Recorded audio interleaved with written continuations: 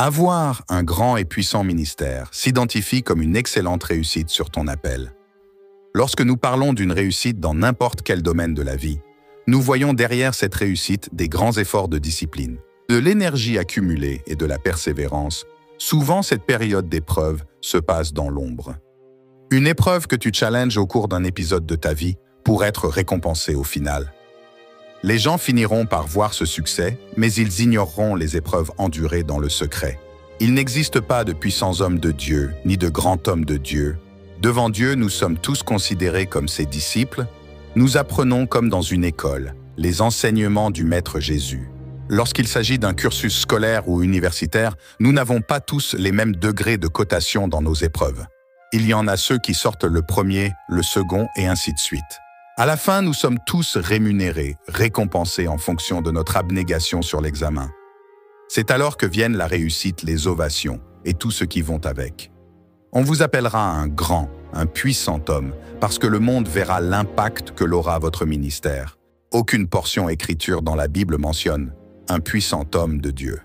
Cette mention n'est d'autre qu'une sorte de considération humaine au regard d'un serviteur qui a réussi dans son ministère. En réalité, c'est Dieu qui est puissant. S'il faut parler d'un homme, l'on dira « cet homme est puissamment utilisé par Dieu ». Vous êtes un simple instrument utilisé puissamment par son Créateur. Alors, pour que vous soyez puissamment utilisé dans le ministère comme tant de serviteurs que nous connaissons dans le monde, vous devez savoir au préalable ces 5 choses. Premièrement, avoir l'humilité de reconnaître que vous ne pouvez rien sans Dieu.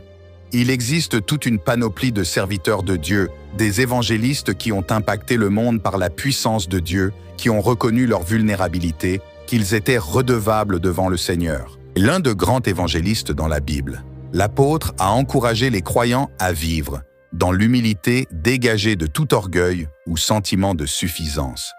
Ne faites rien par rivalité ou par vaine gloire, mais dans l'humilité.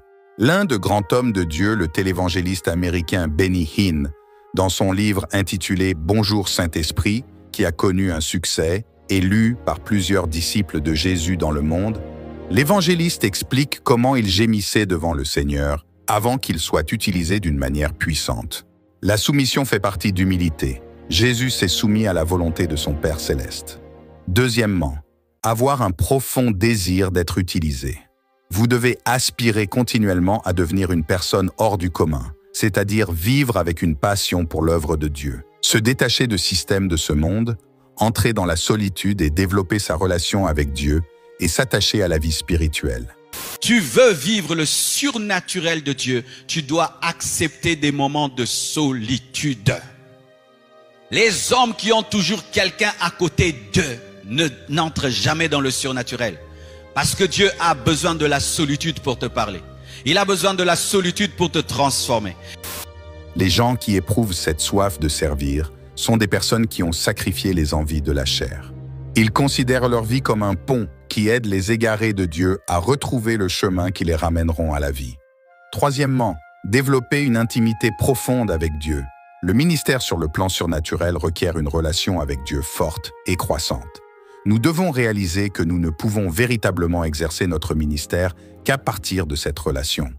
Notre ministère pour Dieu ne sera jamais plus forte que notre relation avec Dieu. Votre intimité envers Dieu fait partie de votre consécration. Quatrièmement, la prière. Ici, il s'agit d'une profonde communication envers son Créateur, la persistance dans la prière et la quête de la consécration. La prière est l'élément essentiel au ministère de puissance et l'onction. Je vais vous dire quelque chose qui va vous choquer, mais je pense que c'est bien. Je n'ai jamais pensé qu'il y avait de la puissance dans la prière.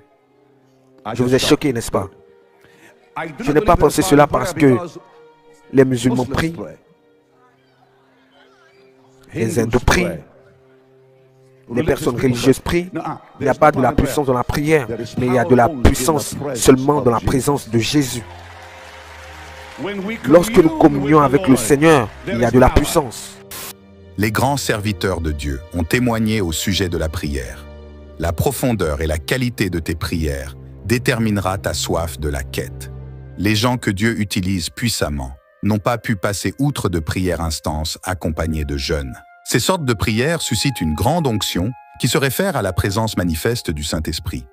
Il y a des exemples à suivre que certains pasteurs ont expérimentés dans leur quête au puissant ministère. Le pasteur Marcelo raconte qu'il entre en consécration pendant 11 jours et ensuite 40 jours de jeûne et prière dans sa pièce pour découvrir son appel et devenir ce qu'il est aujourd'hui, avant qu'il impacte le monde au travers de ses prédictions et miracles. Et un jour, dans une vision, je vois un homme de Dieu dans un songe. Il me dit, Marcelo, tu sais que tu es comme moi. Je dis, moi, comme toi? Non, je ne peux pas être comme toi. Tu es trop grand. Il m'a dit, non, tu es comme moi, mais tu dois payer le prix dans la prière. Tu dois payer le prix dans la prière. Et alors là, j'ai commencé. Un esprit de prière est venu sur ma vie. Je pouvais commencer à prier à 6 heures, assis sur une chaise jusqu'à 16 heures. L'évangéliste du Centrafrique, Charles Talengano, a fait 51 jours dans le jeûne et prière, avant qu'il soit transporté au ciel. Encore plusieurs. Cinquièmement, avoir la foi que Dieu peut utiliser puissamment. La foi a été définie de plusieurs manières. Martin Luther l'a appelée « le bras qui cherche à prendre ce que Dieu offre ». Hormis sa définition biblique, la foi est également un agissement hors du commun. Souvent, elle est vue comme une pure folie au regard de celui qui l'exerce. Et il est toujours accompagné de l'audace. L'audace est la volonté de prendre les risques spirituels. Ce risque peut entraîner un échec éventuel et l'humiliation. Nous voyons une telle audace dans le ministère de Paul à Lystre. Paul savait en son esprit qu'un certain paralytique avait la foi pour être guéri. C'était une chose étonnante, puisque l'homme en question n'avait jamais marché. Paul prit le risque quand même de le dire « Lève-toi, droit sur tes pieds ». Il se leva d'un bond et se mit à marcher, dans le livre des Actes des Apôtres 14:10. Et ce prix, c'est le sacrifice de votre propre vie. Vous devez vivre une vie de consécration totale envers le Seigneur, lui obéissant pleinement et plongeant chaque jour plus profondément dans sa présence. C'est en atteignant la stature parfaite de Jésus-Christ que vous pourrez déclarer dans le naturel ce qu'il a déjà décrété dans le surnaturel. Les résultats qui suivront vous étonneront. Certains pensent que la prière et la louange à Dieu sont suffisantes pour atteindre un ministère de puissance. Mais ce qu'ils ne réalisent pas, c'est qu'un prix doit être payé. C'est en atteignant la stature parfaite de Jésus-Christ que vous pourrez déclarer dans le naturel ce qu'il a déjà décrété dans le surnaturel. Les résultats qui suivront vous étonneront. Ne laissez pas la médiocrité définir votre ministère. Osez aller plus loin. Osez payer le prix pour un ministère de puissance. Lorsque vous vous consacrez pleinement à Dieu et que vous lui obéissez, les portes du surnaturel s'ouvriront devant vous. Les vies seront transformées, les miracles se produiront et vous serez un instrument puissant entre les mains de Dieu. Levez-vous aujourd'hui et faites le choix de vivre une vie de consécration radicale.